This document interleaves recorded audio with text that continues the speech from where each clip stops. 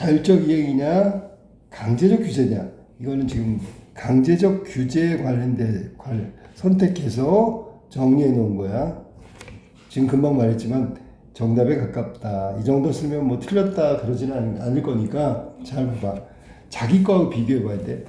탄소 배출 규제를 위해서 강제적 방식이 실효적이라고 생각한다.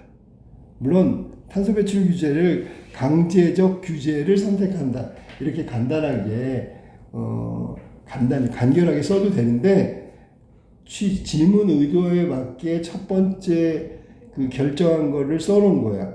탄소 배출 규제에 관련돼서 강제적 방식이 더 실제로 효과적이다 라고 생각한다. 왜 그러냐면 기후 위기는 긴박한 문제이며 전 지구적 위기인 이상 각 개별 국가의 자발적 참여를 기다릴 여유가 없다. 그래서 없기 때문이다, 이렇게 해도 돼. 알았지? 특히 파리 기후협약처럼 비협조적인 상황은 기후 문제가 공공재의 성격임을 고려한다면 무임승차 문제를 강제적으로 무임승차 문제 요거를 갖다가 강제적으로 규제가 필요하듯이 탄소 감축을 개별 국가의 자율적 이행이 아닌 국제사회가 강제적으로 규제해야 한다, 이렇게 돼 있어. 그럼 결국은 나중에 탄소 감축에 참여하는 국가, 뒤에도 나오지만 참여한 국가, 참여하지 않은 국가가 있는데, 이게 참여하지 않은 국가가 안정된 기후를 다 누리게 된다면 참여한 국가만 손해를 보는 거기 때문에, 그렇다고 해서 참여하지 않은 국가가 그 기후를 누릴 수 있는 그 혜택까지 제재할 수는 없단 말이야. 비배제성이니까. 자, 그래서 결국은 이 무임승차 같은 윤리적 문제도 생기고, 그래서 자율적 이행이 좀 어려우니까 그렇다면 강제적 규제가 필요하지 않는가. 그래서 위에서 강제적 규제를 선택한 이유에 대해서도 설명했어. 좀 길지만 여기 지금 중간에 이런 부분은 약간 오타가 난 부분도 있어. 자연스럽게 고쳐. 자, 그럼 여기까지가 선택한 거지. 그럼 반론해야 될 거 아니야. 반론이 아니라 여기 근거를 들었구나. 미안하다. 앞에 내용에 관련돼서 선택한 이유를 여기 밝혔잖아, 그지? 네. 그리고 나서 자, 기후 문제 해결을 위한 강제적 방식을 선택해야 되는 첫 번째 이유, 지구 온난화가 긴급한 문제라는 점 때문이다. 그러니까 봐봐, 생각해봐. 강력한 규제는 일사불란한 통제와 규율, 그래서 어떤 목표가 딱 정해지면 착착착착 진행되잖아.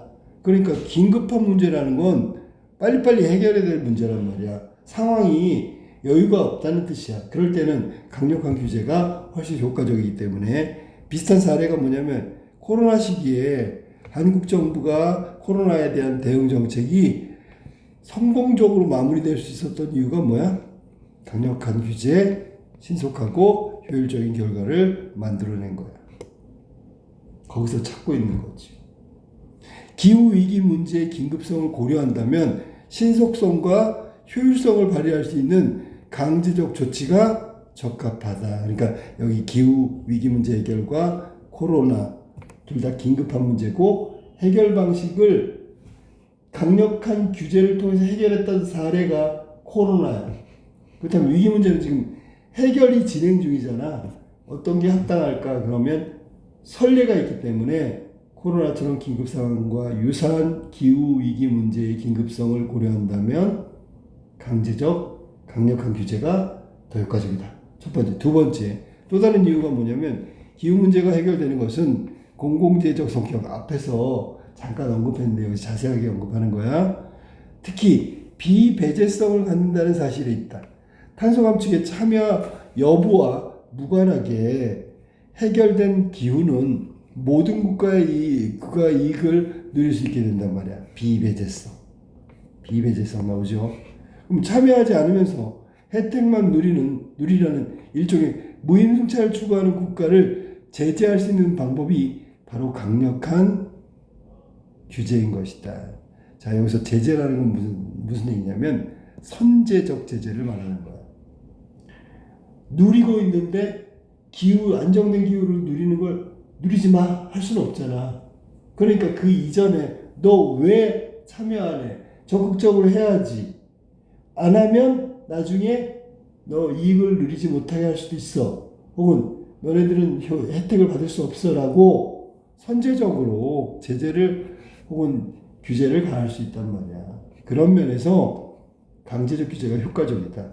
만약에 이런 상황에서 자율적 이행, 결국 자국의 이익 추구가 무임승차로 이어지고 필연적으로 탄소 감축의 결과는 실패로 끝날 수밖에 없단 말이에요.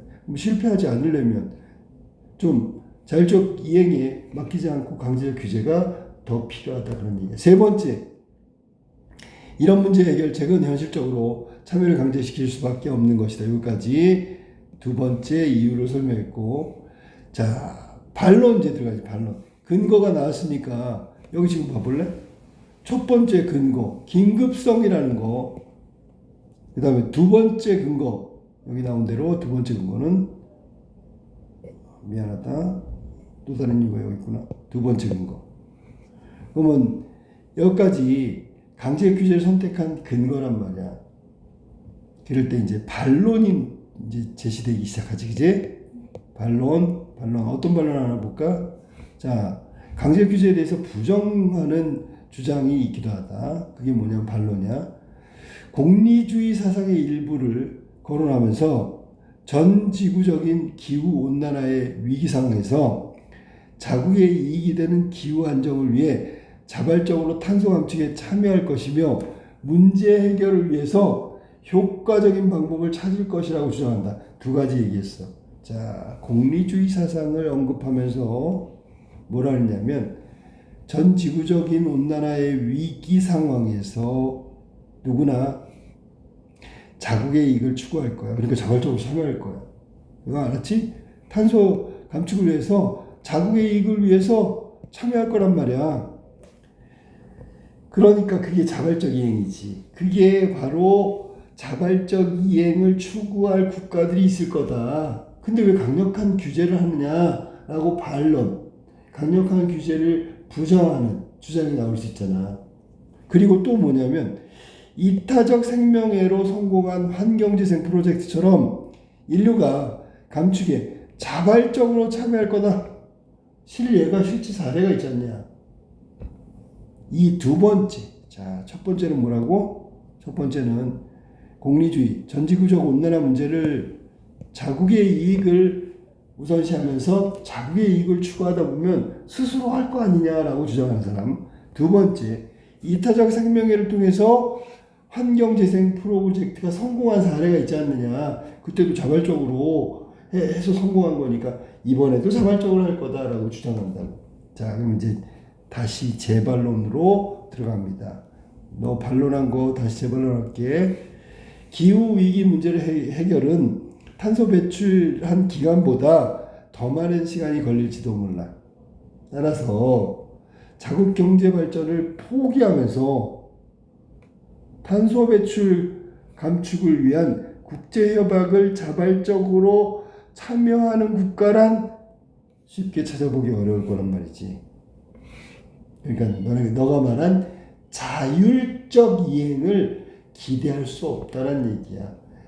자, 환경재생 프로젝트처럼 단기간이 아닌데다가 시간이 오래 걸려. 이거 위기 문제는 배출한 기간이 길기 때문에 원래대로 환원하는데 더 오랜 시간이 걸릴 수 있다고. 그러니까 단시간의 문제가 아니다. 그래서 두 가지로 환경재생 프로젝트가 단시간에 이루어졌잖아. 기후 위기 문제보다는. 또 하나는 뭐냐면 지역적으로 이루어졌잖아. 이건 전 지구적인 문제인데 확장된 거지, 그지? 자, 규모가 어떻게 됐냐면 작은 규모로 성공한 환경재생 프로젝트가 과연 확장된 전 지구적 문제를 해결할 수 있을까? 이것도 자, 못한다는 아니야. 할 수도 있을지 모르지. 그런데 이게 사실은 불분명하단 말이지. 불확실성에 기대할 수는 없다. 확실하게 일사불란하게 체계적으로 강력한 규제를 통한 유엔이 깃발을 들고 개별국가 모두 전지구적인 문제 해결을 위한 참여하는 것이 현실적으로 최선의 대응책이다 라고 얘기하면서 마무리 짓는 거예요. 자, 그지? 그럼 여기서 지금 질문, 논제 1번에서 요구하는 걸 우리가 지금 답을 써놨지만 구성면에서 좀 잠깐 알아봐야 되겠지. 강력한 규제를 선택했어. 왜 그랬냐면 먼저 입장을 받겠다. 이건 입장이란 말이야. 입장. 자, 우리가 보통 강력한 규제를 선택하겠다 이렇게 쓰겠지. 근데 요거는 문제 취지에 맞춰서 뒤에 나온 내용과 결부시킨다면 탄소 배출 규제 혹은 탄소 감축을 위한 방식으로 강제적 방식이 실제도 효과적이라는 거 그걸 판단하면서 택했단 말이야. 그러나서 뭐라냐면 기후 위기 문제에 대해 성격을 규정하고 있는 거야. 기후 위기 문제가 뭐라고? 전 지구적 문제야. 자발적인 참여를 기대할 만큼 가볍거나 단순하거나 뭐 쉬운 문제가 아니란 말이야. 됐죠? 심각한 문제라는 뜻을 얘기한 거야. 그 다음에 실제로 자발적 이행을 기대하고 했던 파리 기후협약 때 미국이 탈퇴제가 이런 식으로 마치 회방 놀듯이 파리 기후협약을 파기하거나 혹은 협조를 하지 않아서 이행되기가 어려웠어. 이런 선례가 있단 말이야.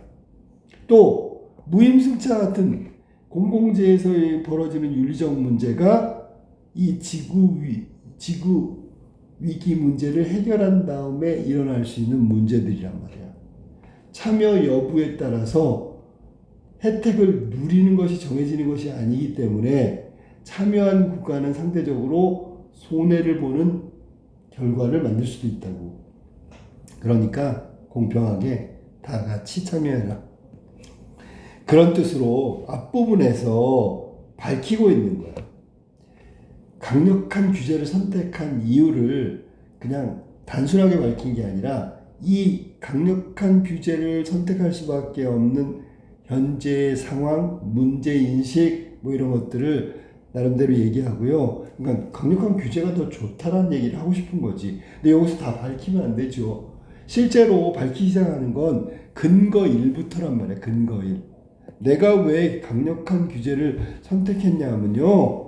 이건 긴박하고 긴급한 문제라 빨리 해야 되니까. 대표가 있고 따라주는 구성원이 있어야 일사불란한 것처럼. 그거 우리 봤지 않냐. 코로나 시기에. 대한민국 정부가 코로나 위기 상황을 어떻게 극복했는지 정부가 깃발을 들고 국민들이 열심히 따라줬죠. 그래서 그 강력한 규제 덕분에 신속하고 효율적으로 코로나 위기를 극복했어. 그것처럼 강력한 규제는 지금 긴박한 상황이라는 공통점을 가진 지구온난화 문제에서도 똑같이 적용할 수 있다. 효과적이다. 자, 그 다음에 또 다른 이유는 뭐냐면 이 기후위기 문제의 공공재적 성격을 띠고 있다는 점이야. 비배제성. 기후위기 문제를 극복하고 난 다음에 안정된 기후를 다 같이 누린다. 참여 여부와 관계없이 다 같이 누린단 말이야. 아까도 얘기했었어. 모든 국가가 이익을 동시에 똑같이 누린단 말이야. 근데 참여하지 않으면서 그런 혜택만 누리는 일종의 무임승차를 추구하는 국가가 있을 수밖에 없죠. 이럴 때 선제적으로 제재할 수 있는 방법이 바로 참여를 독려하는 거다. 참여 안 하면 혜택도 누리기 어렵다. 뭐 이런 것들 얘기하는 거야. 그래서 자율적 이행이라는 부분이 훨씬 더 좋은 방책이지. 스스로 위기의식을 느끼고 이건 내 문제야. 우리나라의 문제야. 자발적으로 내가 먼저 솔선수범해. 이거 너무 좋은 거지. 근데 현실적으로 벌어지는 건 자국 이익 추구인 무임승차 같은 이런 비윤리적인 그 결과가 나올 수 있단 말이야. 그러면 결국 이 위기 문제 해결은 실패로 끝날 수밖에 없잖아. 실패로 끝나면 이건 대책이 아니잖아. 그지? 그러니까 실패하지 않으려면, 성공하려면 강력한 규제가 더 효과적이다. 자, 그래서 강제로 시킬 수밖에 없는 것이 현실적인 대안이다라고 얘기할 수 있다. 자, 그 다음에 또 나온 게 이제 반론이잖아요. 반론. 순서를 잘 봐봐. 반론. 부정한다. 뭘 부정해? 강력한 규제가 대응책이라는 걸 부정하는 주장. 즉, 반론을 제기하는 사람이 있단 말이야. 공리주의 사상의 일부를 거론하면서 자, 자국의 이익을 위해서 자발적으로 참여할 수밖에 없을 것이다. 탄소 감축 여기에 자발적으로 참여해서 문제 해결할 거다. 이렇게 이익 추구의 관점으로 설명하는 사람이 있어. 그 얘기는 강력한 규제보다 그냥 내버려두면 자국의 이익 추구는 자발적 참여를 자연스럽게 이끌어낼 거야. 그러니까 규제, 타율적 규제 하지 마라. 그런 얘기. 두 번째. 자, 실제로 자율적, 자발적 참여가 성공으로 이른 사례가 있습니다. 뭔데요? 이타적 생명회로 성공한 사례가 환경재생 프로젝트. 이렇게 성공한 사례가 있잖아요. 자율적 이행이 결국 성공으로 이루어지잖아요. 근데 왜 타율적이고 강제적 규제를 합니까? 라고 반론을 제기하는 사람이 있겠지요. 자, 그 사람들 잘 들으세요. 내가 다시 한번 얘기해 줄게요. 당신들이 생각이 얼마나 틀렸는지. 자, 기후위기 문제, 전지구적 문제, 이 문제를 해결하기 위해서는 시간이 엄청 오래 걸리는 문제예요. 그 다음에 정말 공리주의 사상처럼 자구의 이익을 위해서 자발적으로 참여할까? 자구의 이익까지 포기할까? 그러기에는 너무 긴 시간이란 말이야. 인내하고 참아내고 견뎌내기가 너무 긴 시간이야. 그걸 기대하기는 어렵다. 그러니까 자발적인 협력 체계를 바라기는 쉽지 않다. 그러니까 자발적 이행을 기대하지 마라. 두 번째, 환경재생 프로젝트 자꾸 운영하는데 이거는 어떤 국가의 일부에 해당되는 거고, 그 다음에 짧은 시간에 이룰 수 있는 거지만 기후위기 문제는 아까 국부적이라고 그랬지, 지역적이라고 그랬지, 지역적 문제가 아니라 전지구적 문제야. 굉장히 전 세계가 해당되는 거고 확장된 어떤 기후 문제 해결 과정이기 때문에 시간도 오래 걸리고요. 그 다음에 규모도 크고요. 그걸 환경재생 프로젝트에 비교하면 안 되죠. 이거는 작은 일이고 단기간에 끝난 거지. 기후위기 문제는 확장된 거니까 아주 전 지구가 해당되고 긴 시간이 필요한 문제야. 그거 자율적 이행, 자발적인 실천으로 성공했다고 해서 이걸 갖다 기후 문제에 대입하는 건 조금 짧은 생각이다 라고 재반론한 거야. 그러면서 처음으로 다시 돌아와서 강제적인 국제협약이 효과적인 기후위기의 대응책이 될 수밖에 없다라고 해서 다시 단정하면서 마무리 짓는 거예요. 요 순서와 패턴을 잘 좀 기억했으면 좋겠어. 알았지?